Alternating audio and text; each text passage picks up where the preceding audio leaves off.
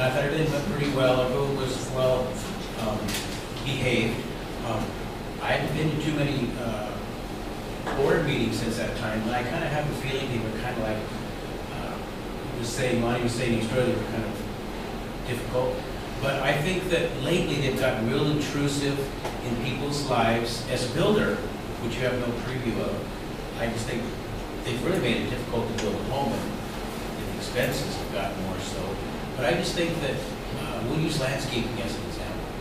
They want to have your backyard landscape. I think the backyard should be not a detriment to the neighbor, but have it all landscaped, that's expensive. That's expensive. Thank you.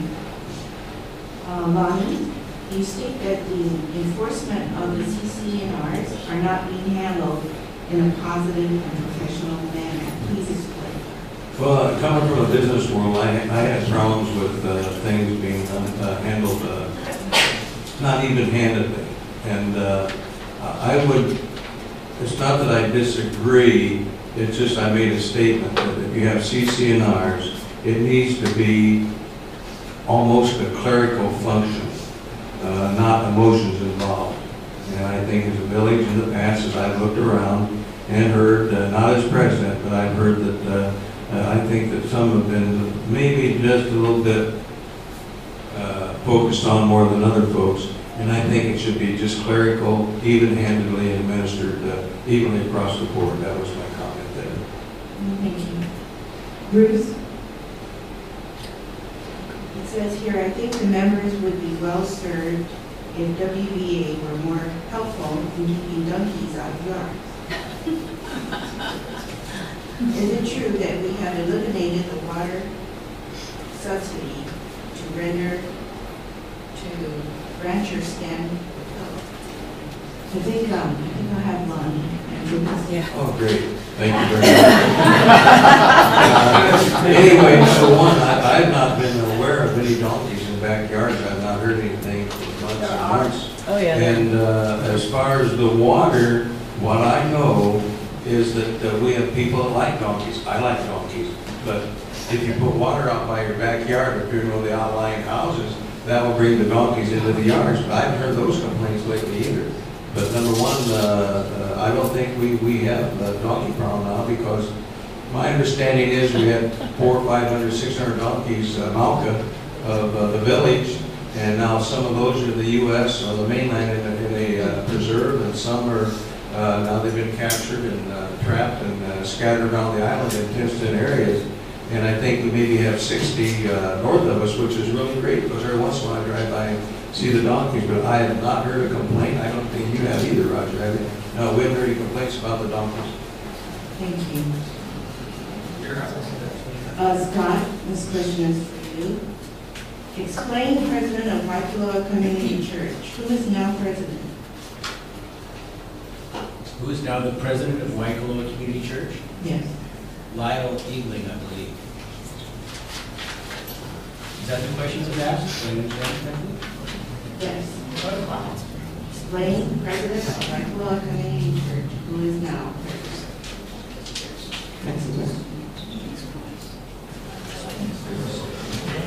I don't get it, so. Okay. And You can. I wrote that. Okay. You stated on your resume that you were the president of Waikoloa Community Church. Correct. What is that position? What is that position?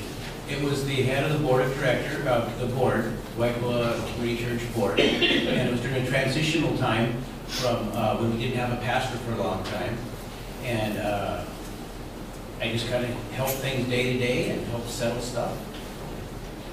You know, it was kind of a jack of all trades to a certain degree. Keep the tensions calm. I had not heard the term before. Oh, okay. Lonnie, sorry, this is not a question for you. Do you truly believe that we will ever be self-sufficient? If you do, what is your roadmap? Okay, that's a good question too. I've always felt the day I moved in here, either 9 or 10 years ago, I'm old, I forgot precisely how long it is, But we've got several hurdles to overcome. Number one, that in this area, we don't like change. We won't tolerate change. We have quite a few things we can do. We have, of course, we're renovating the stables. We need to turn that into a break-even money-making stables. Years ago, we used to have Kiki rodeos. We're going to eventually have if we go on our current course, a farmer's market on Saturday morning, a real farmer's market, not a trinket market. We have 1,700 acres of land that's not deed restricted, with that joins the stables.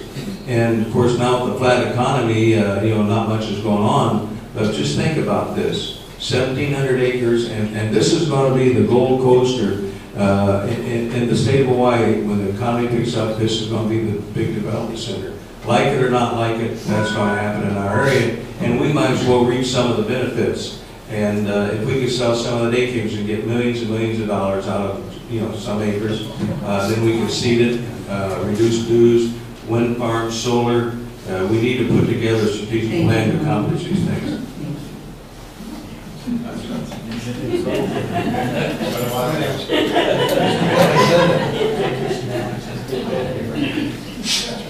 Okay, we get down to the last questions here, Scott.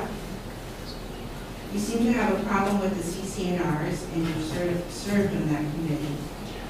For what reason did you leave the ECC?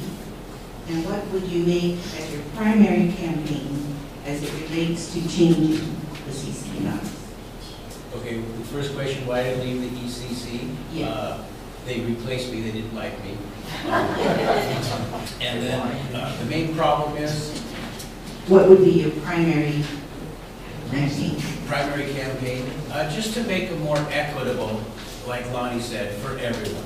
Like, I observed it also, like, this guy over here, he gets fined for doing this, but this guy over here doesn't. And I observed that in the past. I don't see it really happening anymore, but it'd just be good to make it a very clerical thing. So it's just, there's no emotion in it. It's just, this is the rules, let's do this. And make sure that those rules that we make as a whole are not really intrusive or cumbersome for people as a whole. That's the important thing. They streamline things, but they're not really intrusive in people's lives. Thank you. Okay, the last question is for both Bruce and Scott. From time to time, groups form that distract from the forward progress of WVA. Do you share any of the values of these groups with ulterior motives? I'm not a part of any type of anarchy or... I don't know what group would be participating in distracting the White Willow Village Association, but I'm obviously not part of that group.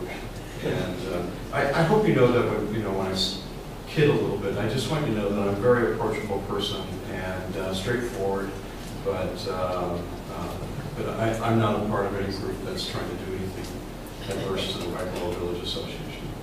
Thank you. Scott? I think the adverse group they're talking about is something called the White Willow Rebels from last year. That's all I can think of. And I don't know, I could be wrong, but it was just a group of people who were dissatisfied, and those people, me, needed to do something about it, so I ran for the board. That's the only way to do anything about things you don't like. Do something about it, and give it your best shot, and that's what I'm doing. Honestly, I think Monty and the board, the last year or so, has really made a stellar effort. They've done a great job. I have no real complaints. I just like to see if I can be a part of it too. And if you vote for me, it's great. And if not, we'll just still move forward. Thank you all.